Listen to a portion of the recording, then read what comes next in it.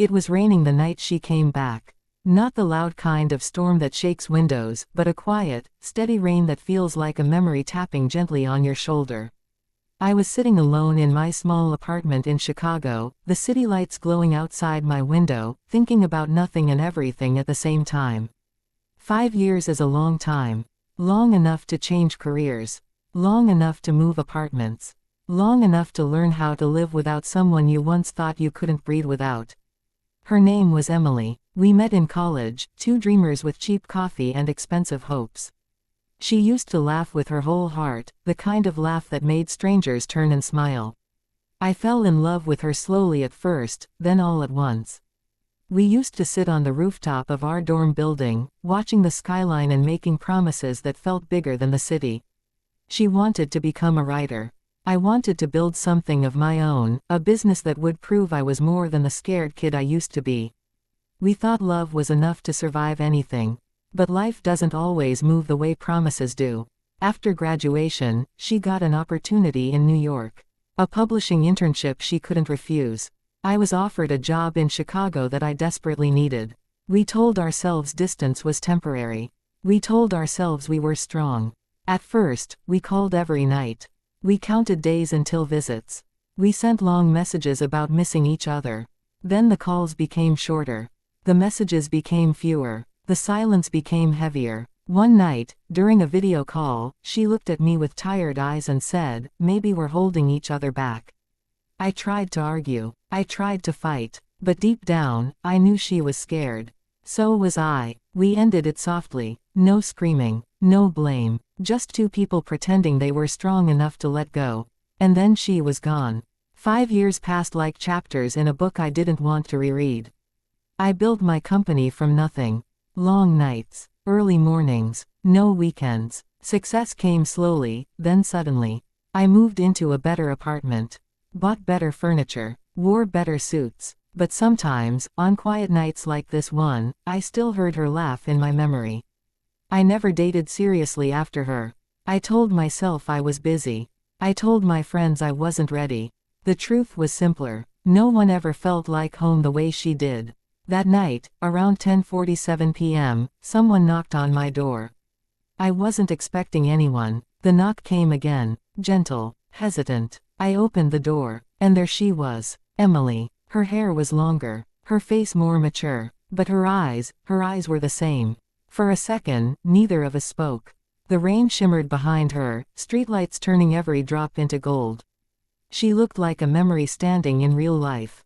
"Hi," she whispered. I forgot how to breathe. "Hi," I managed. She held a small suitcase in one hand. Not much. Just enough for a decision that wasn't temporary. "I know this is crazy," she said, her voice trembling slightly. "But I was in town for work. And I needed to see you." My heart pounded in my chest like it was trying to escape. 5 years of silence stood between us. 5 years of missed birthdays, promotions, lonely nights. "Come in," I said softly. She stepped inside, bringing the scent of rain with her. I handed her a towel. Our fingers brushed for the first time in half a decade. Electric. We sat on opposite ends of the couch at first, like strangers trying to remember how to be familiar. "How have you been?" she asked. "Good," I replied. "Busy." She nodded. "I've seen your company online. I'm proud of you." Hearing that from her meant more than any award. "And you?" I asked. She looked down at her hands. "I became an editor. In New York. You always said you would." There was a silence, but it wasn't empty. It was full of everything we never said. Finally, she looked up at me. Her eyes were glossy. "I made a mistake," she said. The words hit harder than I expected. "Leaving?" I asked quietly. "Thinking that loving you would stop me from growing," she corrected. I thought I needed to choose between my dreams and us. But these last 5 years taught me something. I waited. No success feels complete when the person who believed in you isn't there to see it. My chest tightened. She continued, her voice shaking. "I dated. I tried to move on. But every time something good happened, I wanted to call you. Every time something bad happened, I wished you were there." The rain outside grew heavier, like the world giving us privacy. "I was scared," she said. "Scared that if I came back, you'd hate me. Or worse, feel nothing. I moved closer to her. I tried to forget you, I admitted. I thought if I worked hard enough, I'd stop missing you. And did you? I looked into her eyes, the same eyes that once looked at me like I was her entire future. No, I said honestly. I didn't. A tear slid down her cheek. Without thinking, I reached up and wiped it away with my thumb. That small touch broke the distance between us. She leaned forward slowly, like she was afraid I might disappear. I don't know what this is, she whispered. I don't know if we can fix 5 years. We don't have to fix the past, I replied.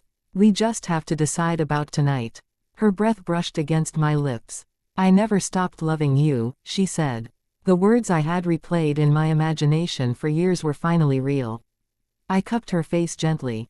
Then don't leave again. She closed her eyes and pressed her forehead against mine.